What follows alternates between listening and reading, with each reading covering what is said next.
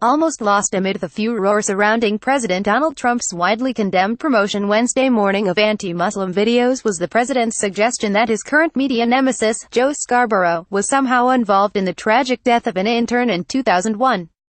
Though PolitiFact has rolled Trump's tweet pants on fire, the urban myths surrounding the death of Scarborough intern Lori Klausutis in his Florida district office have never truly disappeared from the fever swamps, and the president seemed to give them new life by suggesting MSNBC fire Scarborough based on this unsolved mystery. "Looks like I picked a good day to stop responding to Trump's bizarre tweets," Scarborough replied. "He is not well," story continued below. Although Trump's tweet, a pedestrian attack beneath the dignity of the office of the president, is disgusting in its own right, the unfortunate reality is that there is no viable legal action Scarborough can take against the president for libel or defamation for one simple reason: the president is immune. The president's immunity is based upon a statute that covers all federal employees. The Federal Employees Liability Reform and Tort Compensation Act of 1988, more commonly known as the Westfall Act, stipulates that federal employees retain absolute immunity from common law tort claims arising out of acts they undertake in the course of their official duties. That immunity extends to both negligent and wrongful acts.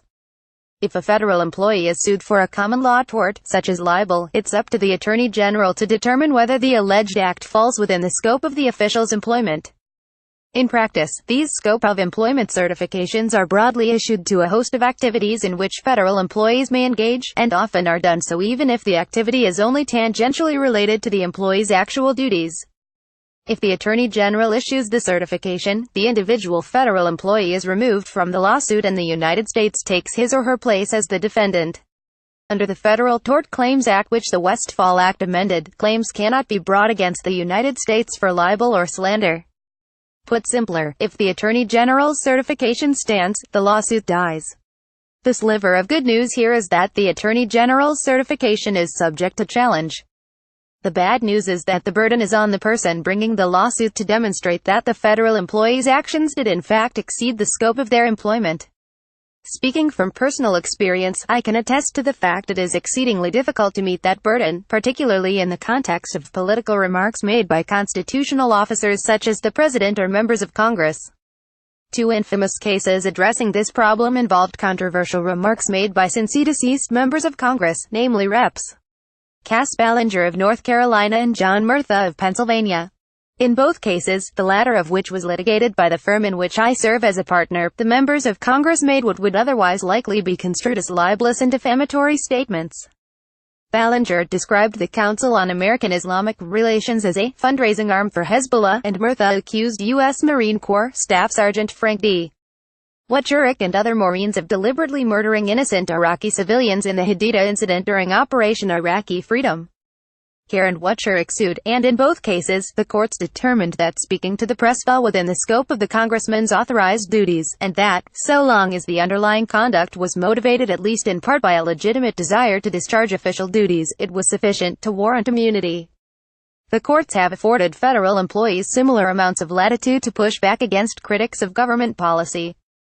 Civil litigation brought by Valerie Plame Wilson against certain Bush administration officials who had disseminated to the media her covert affiliation with the CIA ultimately failed after the D.C. Circuit concluded that the administration officials were within the scope of their duties to speak to the press for the purpose of defending administration policies. The fact that this action manifested itself in the form of disseminating Wilson's covert status did not alter the analysis or the ultimate legal conclusion. Vice presidential aide Scooter Libby ultimately was convicted by a federal jury for obstruction of justice, perjury and lying to the FBI, but he faced no civil penalty. It seems crazy to think that suggesting a prominent media figure as a murderer would fall within the scope of the president's official duties, but the precedent is clear. It would be almost impossible to win a libel lawsuit against him. This reality provides Trump with a significant amount of legal cover, as presumably he has been reassured by the White House counsel's office. Indeed, it is difficult to envision a viable argument by which someone who is the target of the president's Twitter rants, such as Scarborough, could successfully bring a claim that would puncture the president's immunity. Instead, we are left to deal with the political fallout in the modern presidential world in which we now live. Bradley P. Moss is a partner at the Washington, D.C. law office of Mark S. Zaid, PC, where he has represented countless individuals including whistleblowers serving within the intelligence community, and is also the deputy executive director of the James Madison Project, through which he has represented media outlets such as Politico, Gawker, Daily Caller, and the Daily Beast in FOIA lawsuits against the Bush, Obama and Trump administrations.